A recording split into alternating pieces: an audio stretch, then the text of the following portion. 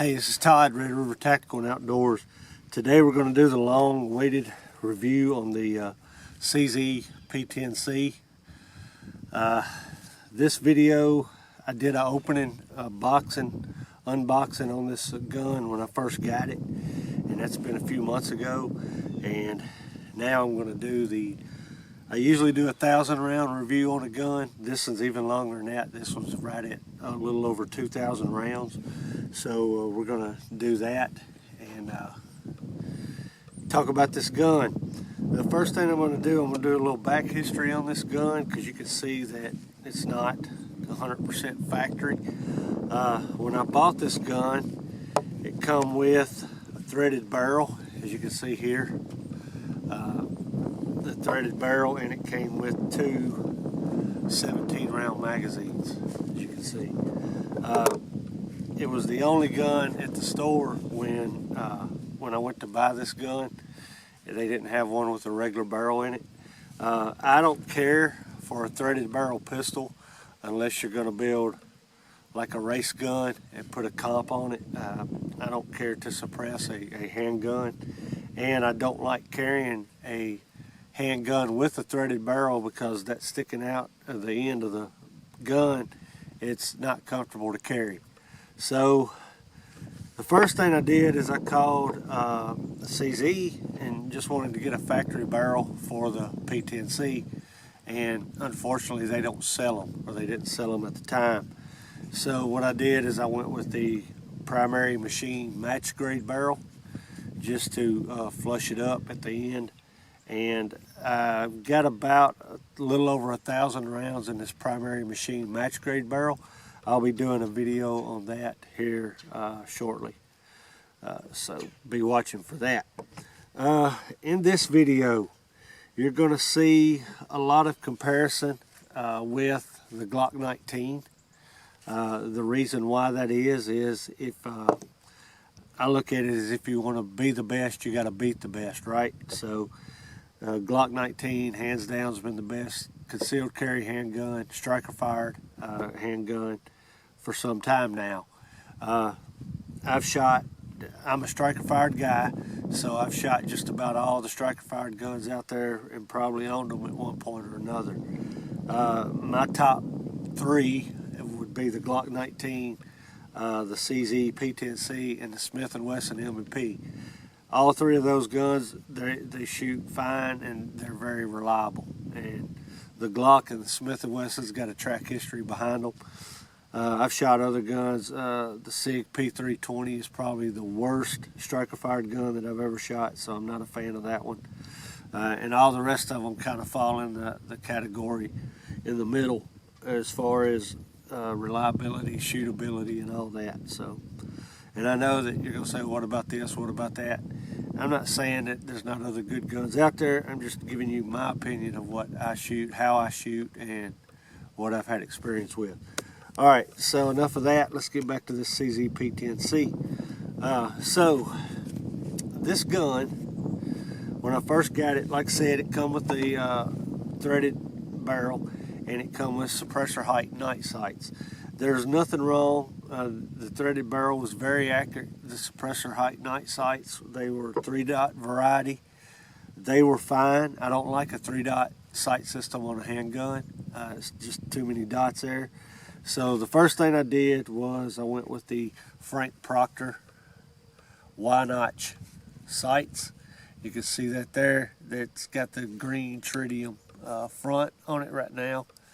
That swaps out between green and red, whatever I feel like. The thing with the, I said tritium night sights. These are Frank Proctor Y-notch fiber optic sights.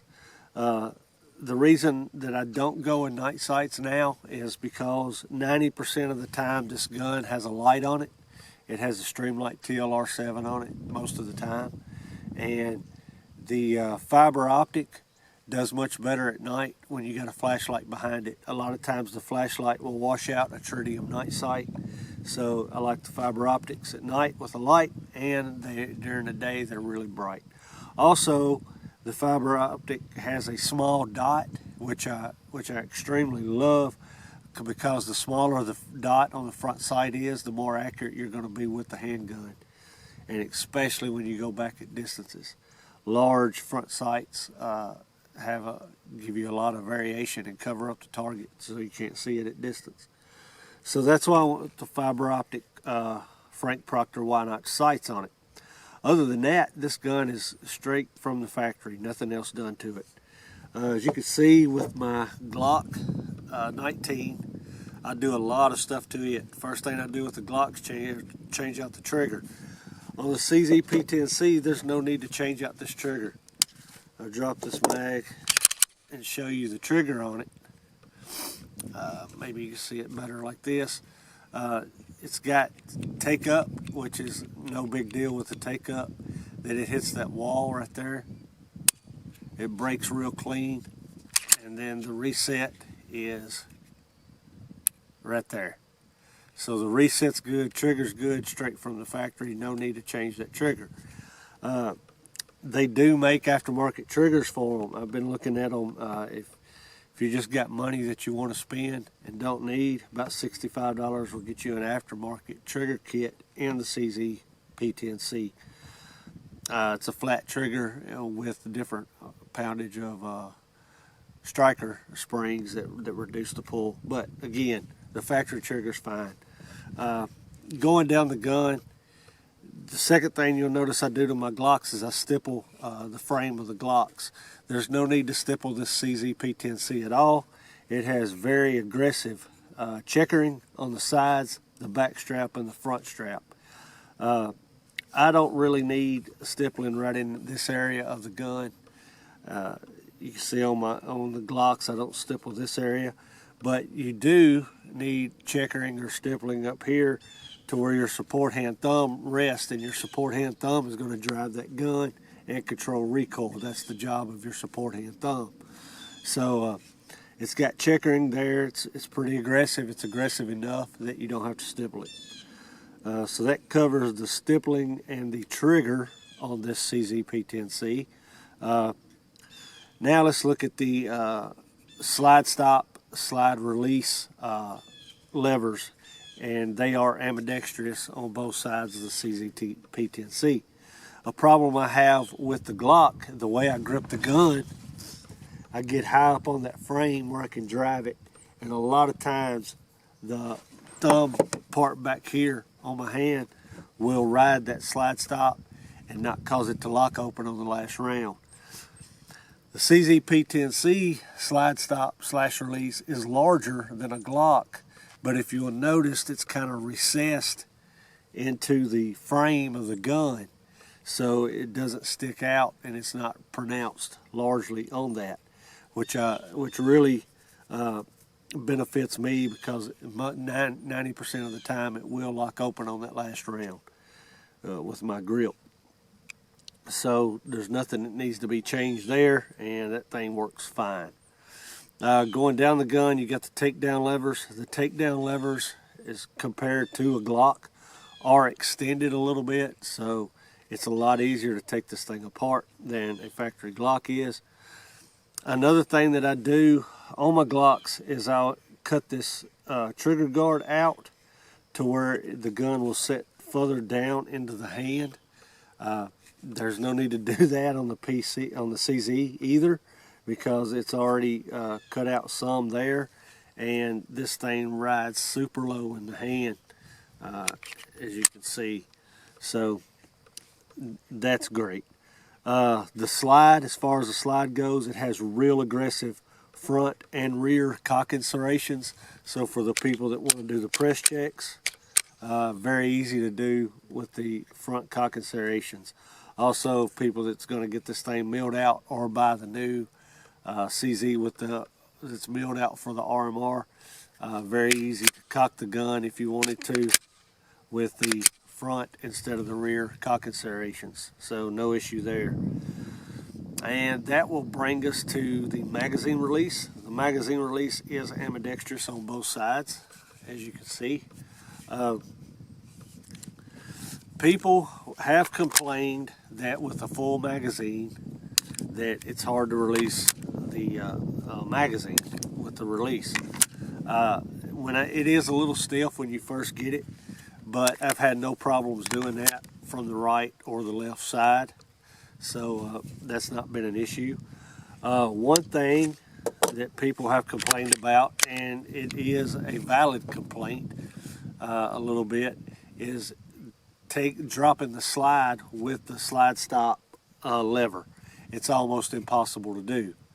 But the CZ designed a way around that, and here it is. You got a loaded mag, you go to do your reload, and as soon as you insert the magazine, the slide slams forward.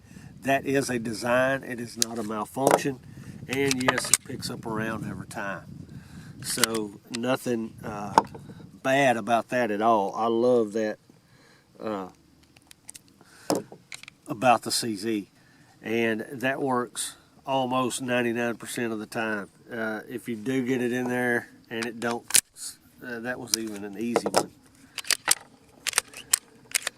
If you do get it in there and it don't slam shut, then all you have to do is come around. And with those slide serrations, it's very easy to grab a hold of that. You're not going to slip off of it. So that's got the slide stop covered. Let's see what else we need to cover on this thing. The mag well. The mag well is not flared or anything like that, which I don't think it needs to be, but it does have cutouts right here on the bottom. If you need to strip that mag out, you can get purchase on it to pull the mag out, so no big deal there.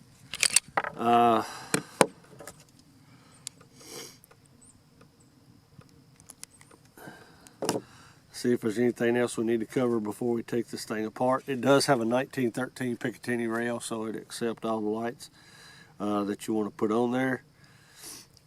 The front of the trigger guard does have some serrations on it. A lot of people, and you're shooting wrong if you shoot like this, but I guess that's why they're there.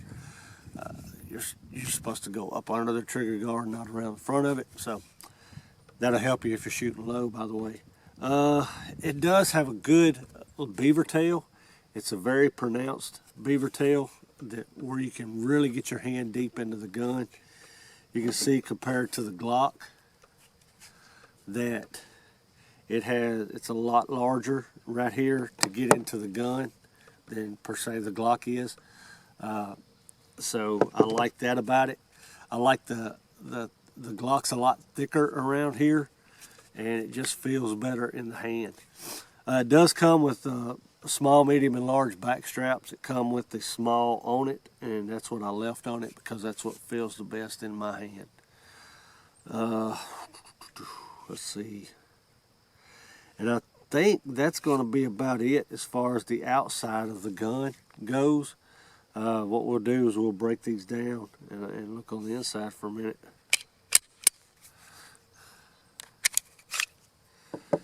And we're going to break down the Glock too for some comparison.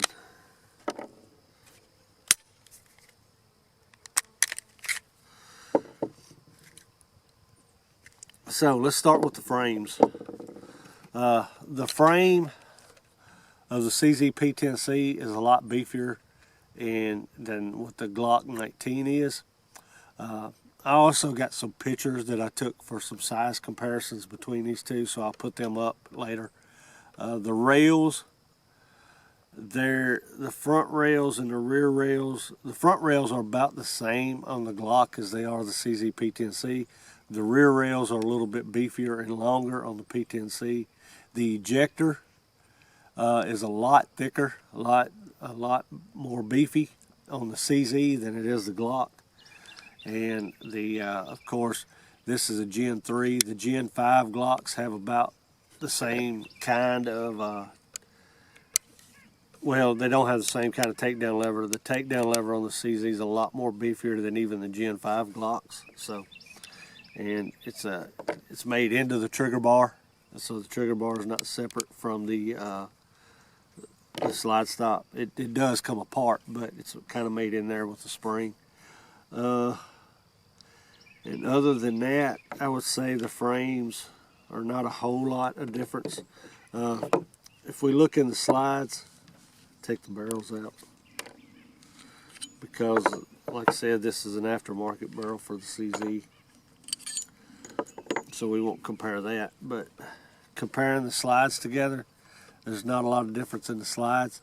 The CZ is a little more open in the striker channel where the striker goes in than what the Glock is.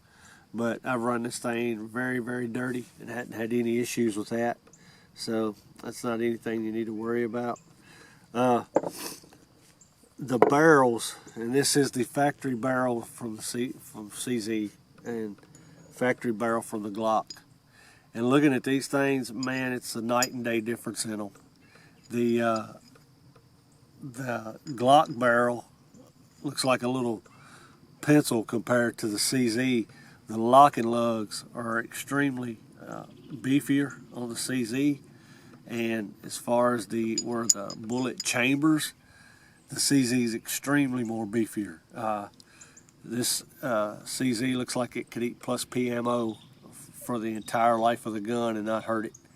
I don't shoot plus P ammo, but it looks like it could handle it.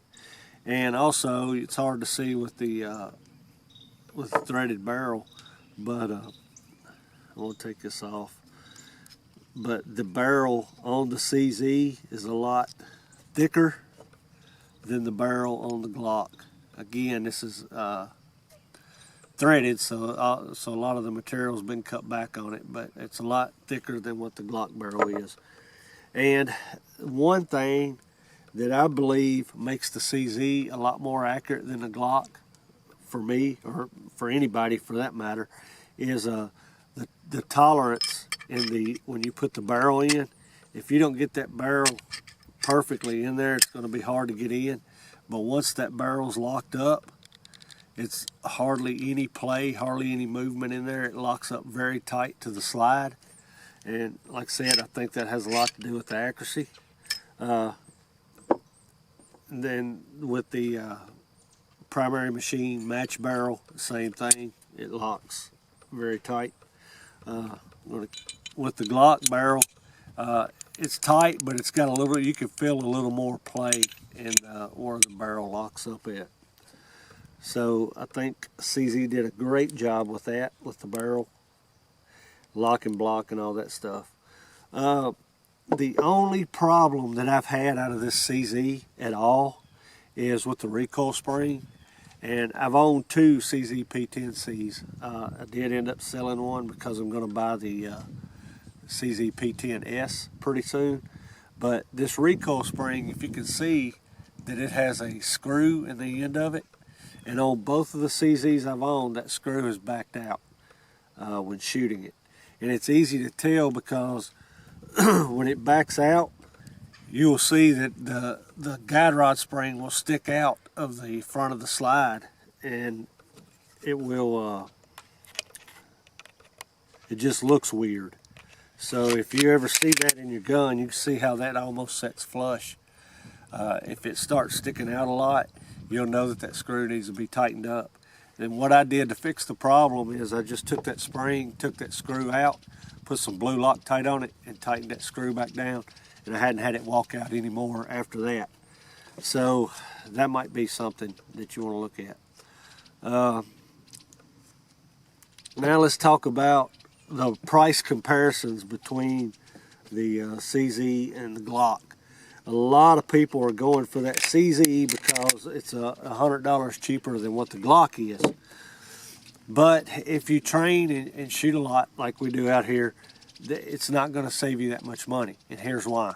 The magazines for the CZ, they're super nice magazines. They're good quality.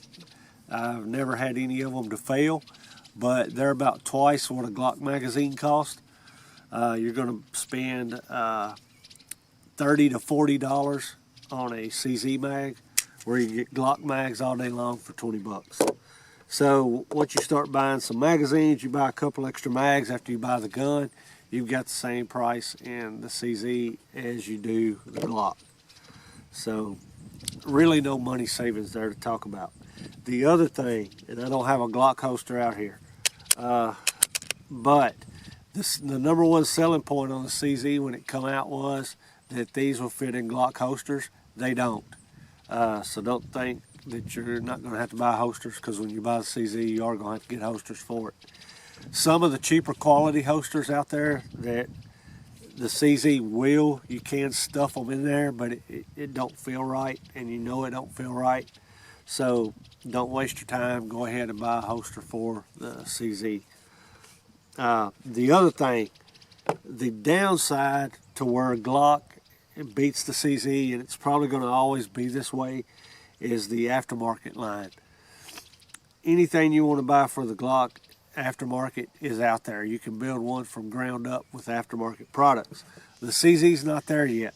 However, over the 3 or 4 months I've had this gun, I am seeing the aftermarket get bigger and expand on the CZ stuff. I think they finally realized that this gun's here to stay. It's going to be, along with the Glock 19, going to be here forever. So they are getting some triggers out there. More holster companies are building holsters for them. It was hard to find magazines for them. Now you can find those just about everywhere. Sights, same way. They're getting out there a lot. Even match grade barrels and stuff like that. Extended widgets, all that stuff is out there. You just have to look a little bit harder than you do the Glock. And of course you're going to pay a little more for it, because there's not as many CZs out there as there are Glocks right now. But I think the further we get in time, the more that will change. Other than that, I think I've covered about everything. I'll put some shooting on here so you can see this gun in action. Like I said, it is extremely easy to shoot and extremely easy to be accurate with this gun. Any gun you buy is going to be more accurate than the shooter is, but the ease of shooting a gun makes it more accurate or less accurate for me, and this thing just really shoots easy. It shoots good. It comes out from the holster and presents with the sight right where it needs to be every time. So it's I love this gun. Been carrying it, and I will carry it forever. Like I said, I'm probably going to buy that CZP10S pretty soon. So I'll be doing a video on that when I get it. Other than that, that's all I can think of. If you enjoyed the video, please like and subscribe to the channel. We are now on gunstreamer.com, so if you don't like fooling with YouTube, all the videos that I do from now on, and some of my past videos, are on gunstreamer.com, so go check that out. And I think that's all we're going to do about this video. We're going to do some shooting, put some shooting on here. So if you found this video informative, like I said, please like and subscribe to the channel. If you have any comments or questions about the CZP10C, drop them below. I'll try to answer them.